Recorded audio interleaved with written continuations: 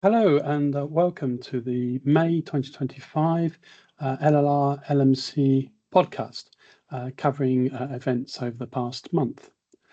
So the first thing I wanted to say is that, again, following on from last year, we've been invited to nominate a GP of the Year to receive a prestigious award as part of the UHL award evening. The evening is going to be on Friday, the 3rd of October, and the closing date is going to be on the 28th of July. This is a time to be able to recognise, the fantastic work that many of our colleagues have been doing. And it's going to be for the GP who's made the greatest positive impact on general practice and LLI in the last year.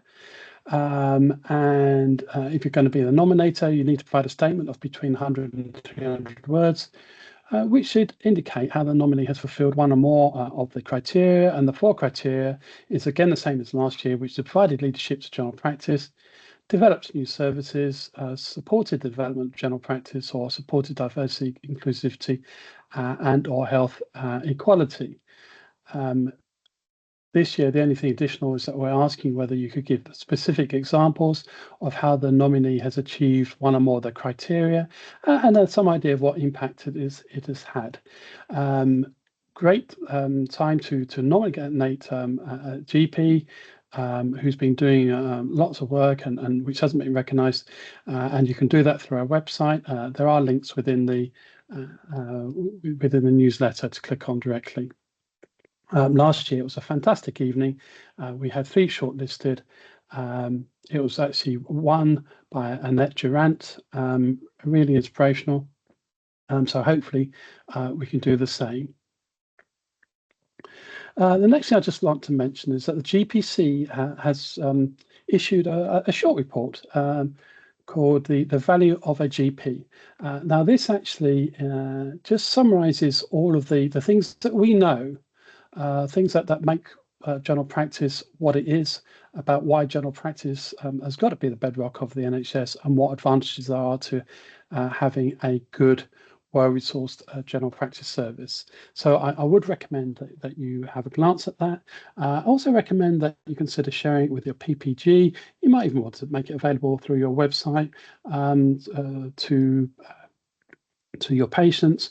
And also, if you have the opportunity, just make sure that your MP has seen it and read it. We've got some new bits of guidance in this month's newsletter. The first one is about the AI scribes, artificial intelligence scribes. Now, there's a lot of these about, and many of them are offering a free time for 3 to 6 months before you have to start paying for them. And a lot of practices have been sort of grasped the nettle and gone ahead with it. Absolutely, general practice has always been in the forefront of leading on IT developments. But you do have to be a little bit careful. So the LMC, we've put together a guide as to what you really need to think about when you're considering implementing your AI, or if you AI scribes, or if you already have done it, just to get your house in order. The GPC has issued a short guide, and they hope to be issuing something a bit more in-depth, helpful for general practice. NHS England has issued a guide, but it's very much aimed more at secondary care than general practice. The ICB is hoping to provide some guidance about artificial intelligence per se, but from what I understand, they're quite a long way off from being able to finalise that. So do look at that. The second thing which we touched on is tirzepatide or Mounjaro for weight loss. Now, this has been coming for a while. I did mention in my last newsletter that in December, NICE said that this should happen, and should happen by June, which of course is now a month away. I've had a recent meeting with the ICB about this, and they're a long way from making any decisions about this service. So they don't know whether they're going to contract with general practice for it, whether they're going to contract to with the just a weight management service or with someone else, or whether it gets triaged and started by someone else, and general practice have a contract to the ongoing monitoring. So at the moment, no, GPs cannot provide, and I know that some patients are coming and asking us questions, and we're also getting requests from consultants where they've basically just told the patients to rock up and general practice will prescribe it. So we've done a one side of A4 information sheet, which you can share with consultants, you can share it with patients, you can put it on your website, you can even print it out and put it into your waiting room, basically giving the message that at the moment, and for as far as we know for a while, general practices are not going to be able to prescribe tirzepatide for weight loss, and it's possible that my general practices may never be prescribing it for weight loss. That bit we actually don't know. So do have a look at that and please use it. We do keep producing these bits of guidance and documents for use, and any feedback about them, if you find them helpful, if you think that we're missing the point, or we're getting the target audience wrong, then do give us a feedback so we know. The next thing is I've just included that there is a change to the childhood immunisation programme for 2025-26. So from July 25, the HIB and MENC 12-month dose is being stopped. The PCV 13 dose is being moved from 12 weeks to 16 weeks. The MENB dose, second dose, is being moved from 16 weeks to 12 weeks. There's going to be cessation of the monovalent Hep B for the selective Hep B program, 12-month dose. And from January 2026, there's going to be an introduction of additional dose of DTPA, IPV, HIV, and Hep B4 in one vaccine at a new routine 18-month appointment. And the MMR second dose is being moved from 3 years, 4 months to a new routine 18-month appointment. The one thing which is missing off the guidance, probably because I haven't finalised yet, is that also there's an expectation that a routine chickenpox vaccination program will start from sometime during 2026. But that's still to come. Other things that we cover in this month's newsletters, a reminder again, that the LMC does provide a free job advert site. Please look at it only if you want a job, but please contact us whenever you are wanting to advertise a job. Please don't annoy your colleagues by putting it onto the global email. It does irritate me when I get lots of adverts to say, do I want to be a receptionist, or do I want to be a secretary or an HCA? I mean, these days it's hard enough to remember that I still want to be a GP at times, but but definitely not the other. So if you don't want to annoy your colleagues, but at the same time you do want to advertise locally, then turn to the LMC and you can do that for free. And we also we started off this reverse dating type site, which we call Available to Work program. And that's where, if you're looking for a job, if you're looking for work, and we know an awful lot of GPs are at the moment, then you can sign up for the service. You just fill in a form. The link is available in the newsletter. You just give your details. And then if you're a practice that you're looking for someone, you just ask the LMC, and we can provide you with who's available, and you can check, who would actually meet what you're looking for. We've already had sort of quite a few success stories using this reverse dating process. So please don't forget it, and please use it. Again, we're providing it as a service to all practice, free at the point of delivery. This month, I know I keep threatening about to do other type of podcasts, but this month I've done my first newsletter associated podcast. So I've had quite a long conversation with Louise Pinder, who is the HM Senior Coroner for Rutland and North Leicestershire.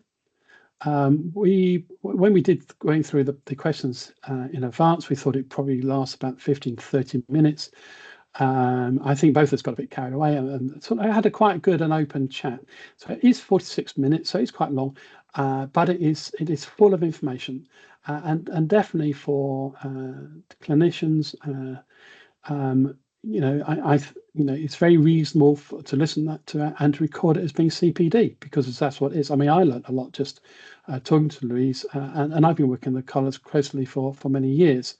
So please do that. And again, if you think there's anyone else that you would like us to interview, do a podcast, anyone who sort of has a great impact on local general practice, then do let me know. Give me ideas as to who you'd like me to interview next, and we'll arrange that. Last month, we had actually sort of come to the end of last year's LMC events, and we were starting to look forward. Well, you'll be pleased to know that we've already got lots in the diary.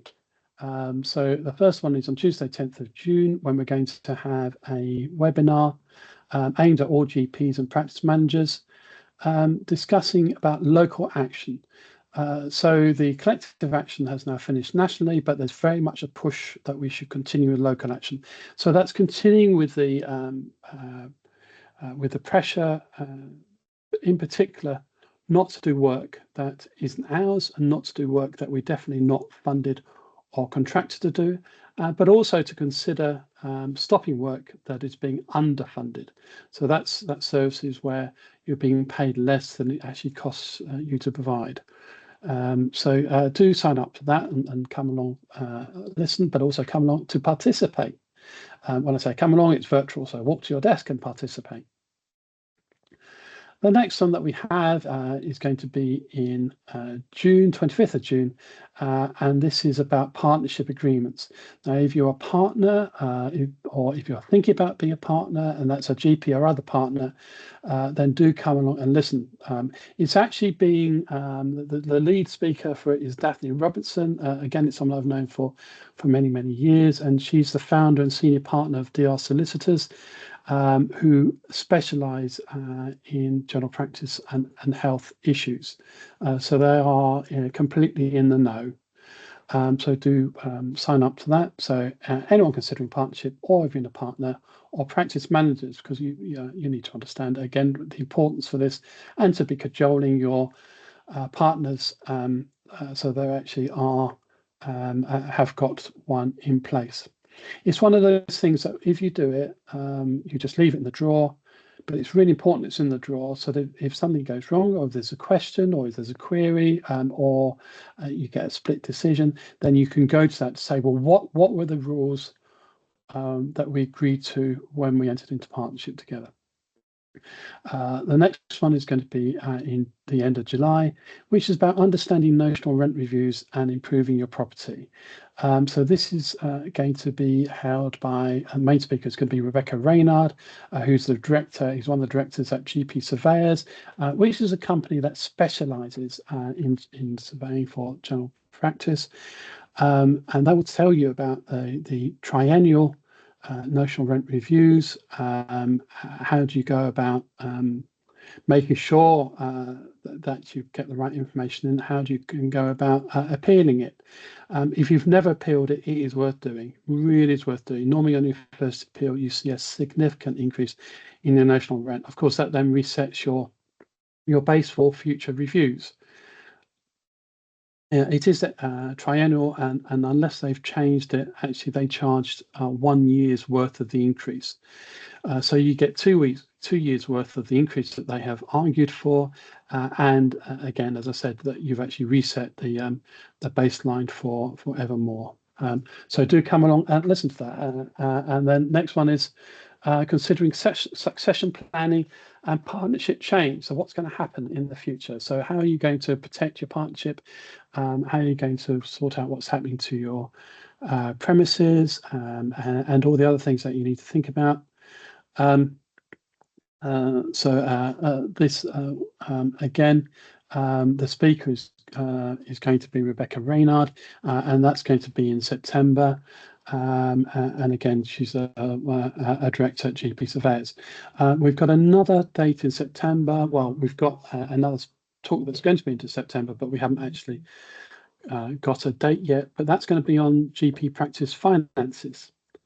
And that's going to be led on by someone who we all know, probably, I hope, Glenn, who I first came across as being a practice manager in Nuneaton Redbridge Surgery, but has done much more elevated things since, working with a accountancy company, and I know he supports several practices. So although we've not got a date for that, please look out for that, because again, that's going to be an absolutely fantastic event.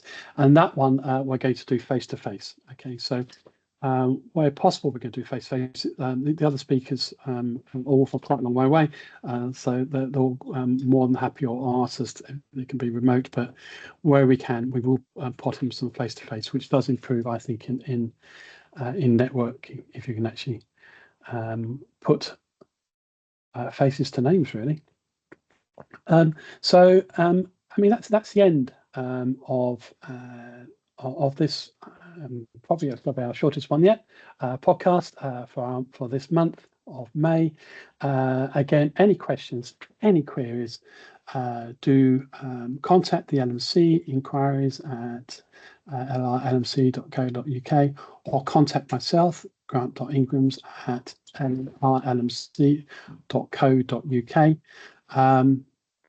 And we'll try and help you out.